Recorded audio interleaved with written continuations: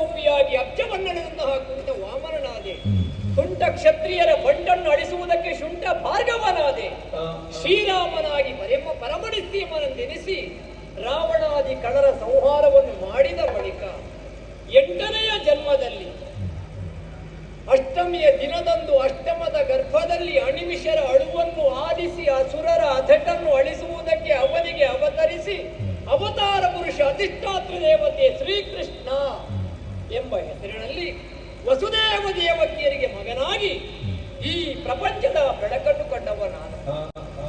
ಶ್ರಾವಣ ಮಾಸ ಕೃಷ್ಣ ಪಕ್ಷ ಅಷ್ಟಮಿ ತಿಥಿ ಬುಧವಾರ ಮಧ್ಯರಾತ್ರಿ ನನ್ನ ಜನ್ಮವಾಯಿತು.